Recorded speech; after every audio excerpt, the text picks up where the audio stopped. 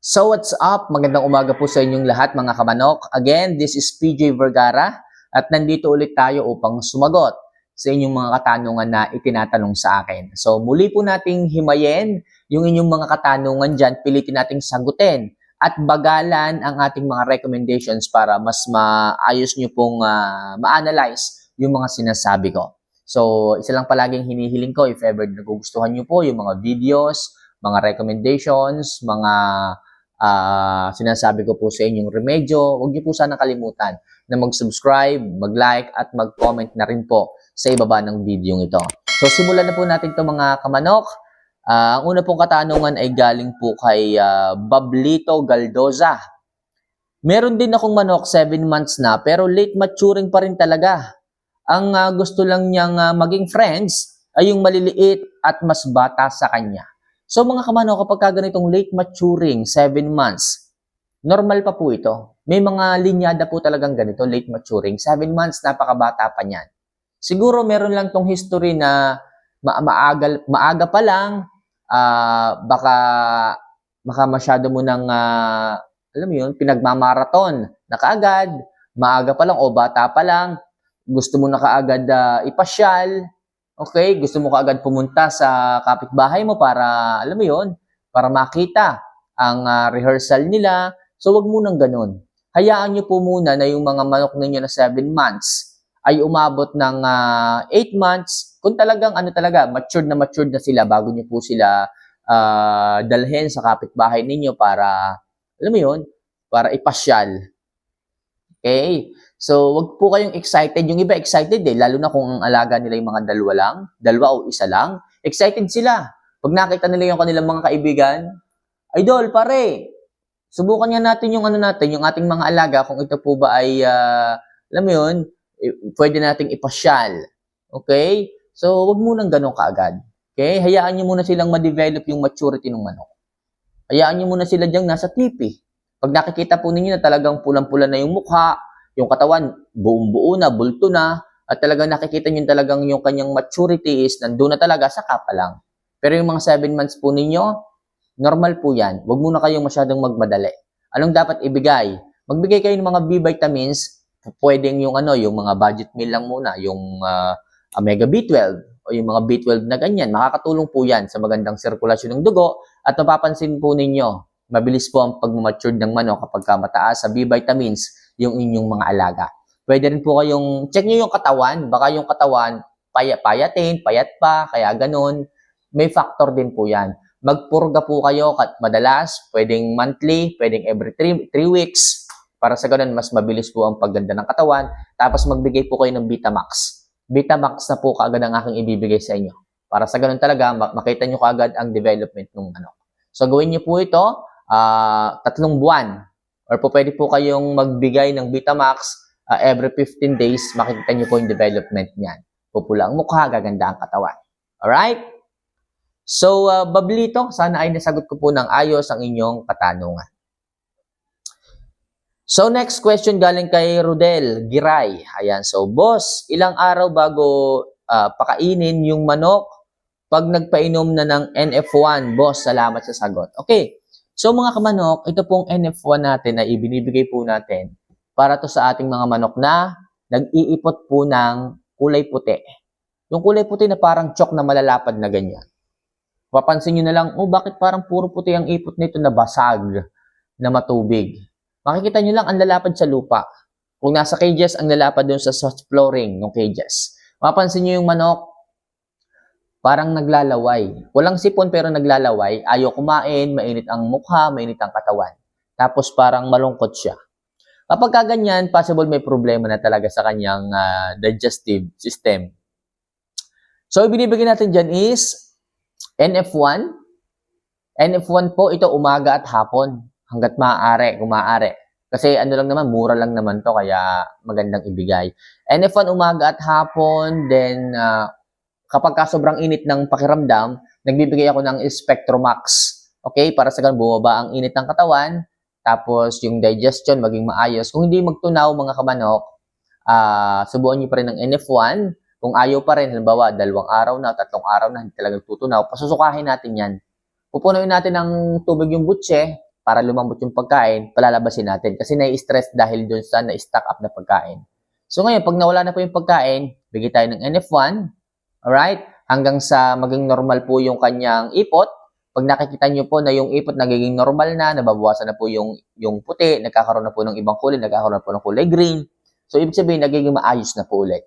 Alright? Ibig sabihin, kaya po umiipot ng puti yan, wala na po siyang madigest ng maayos. Yan na po yung mga body fluid na talagang, yan na po ang pinipiga ng katawan para ilabas ng manok. Hindi na po siya magtunaw eh. Hindi na po niya ma-digest ng maayos yung kanyang pagkain na stock up na po. Tumigil na po yung sistema. Kaya hanggat maaari, pasukahin yung manok, then bigyan ng NF1, tapos makikita niyo po na sumisigla po siya. Pag nakita niyo po na sumisigla na siya, bigyan niyo po ng konti-konting pagkain muna. Okay, kasi nagugutom din po yan eh. Tubig at pagkain. So ngayon, yung tubig, ilagay niyo lang sa tabihan. Yung pagkain, konti lang. Pwedeng crumble, pwedeng baby chick booster. Konti lang, kalahating kutsara, okay na po yun. Para makalasa lang siya. So, every meal, tingnan nyo po kung nauubos. Kung hindi, paltan. Konti lang ulit, ilagay. Paltan. Huwag nyo pong i-stackan ng soft feeding dyan. Baka mamaya, hindi pala naubos ngayon yung unang ibinigay ninyo, tapos mamayang hapon, hindi nyo inaalis, panis na, kinain niyang muli, di nagka-problema po kayo. So, ganun lang mga kamamay. Ilang araw, tingnan nyo po mga kamamay.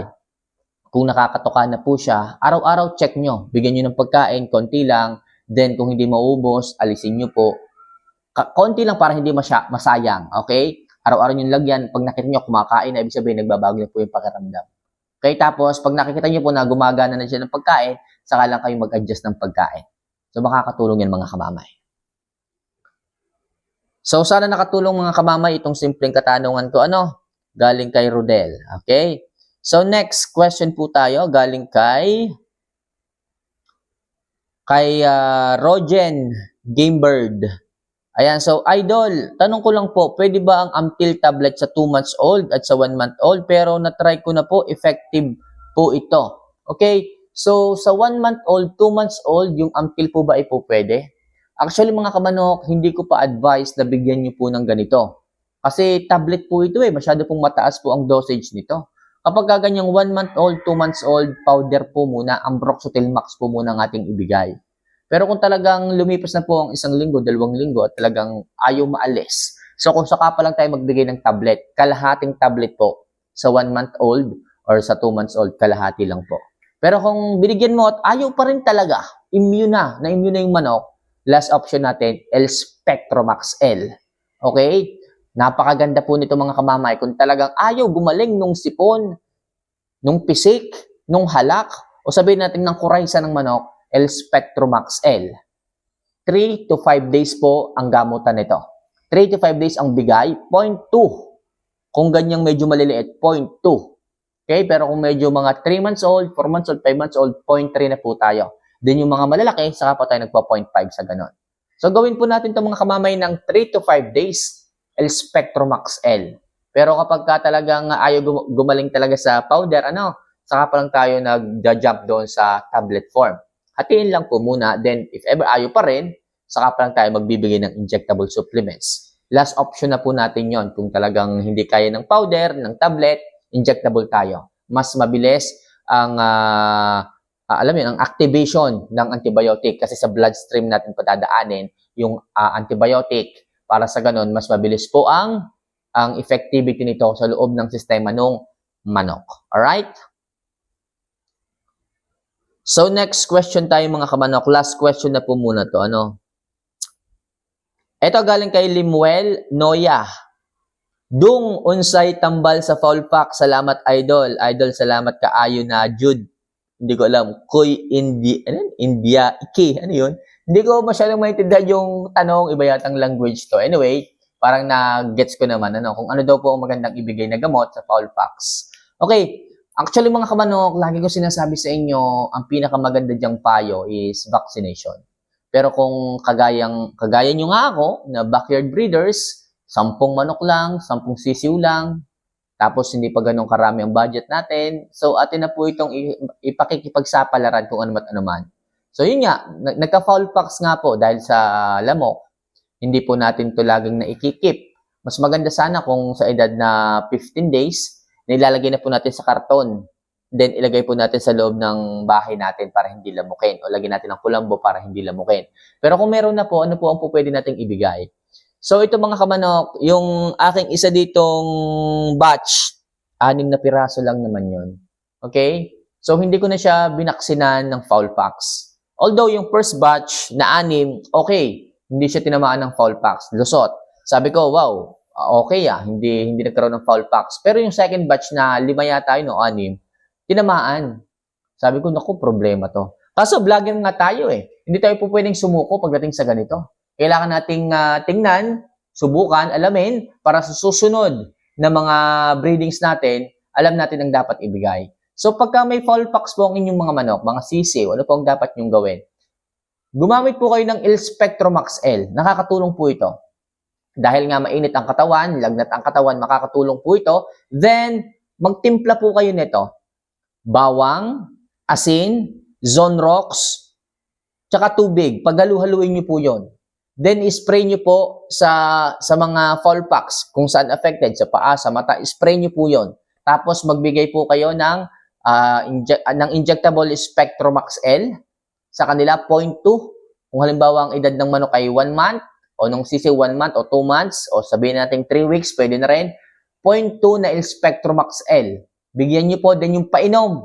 Lagyan nyo po, haluan nyo po ng Thymol. Makakatulong po ito.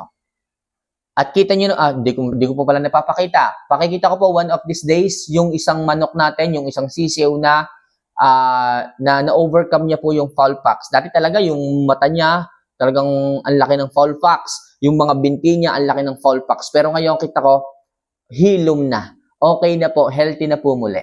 So, yun lang muna sa ngayon mga kamamay. Ulitin ko pagdating sa fowl pox, magbigay ka ng injectable supplements na, injectable antibiotics na Il-Spectromax L, 0.2, 3 to 5 days. Tapos, mag-spray ka sa kanya ng bawang na may asin, na may Zonrox, halo sa tubig. Everyday din po yan, umaga at hapon. Tapos painom ka sa tubig ng Thymol. Okay? So, yun lang po sa ngayon, mga kamamayan po. Pwede ko ma-share sa inyo kasi yan po yung naging remedyo ko pagdating sa aking mga sisiw na nagkaroon ng fowl pox dito. So, mga kamamay, if ever na may mga katanungan din po kayo, huwag niyo po sana kalimutan na mag-subscribe, mag-like, at mag-comment na rin po sa ibaba. So, excited ako na pag-usapan natin yung inyong mga katanungan tungkol sa pagmamanok. Muli, this is Linyada ng Mamay. See you for our next vlog. Paalam.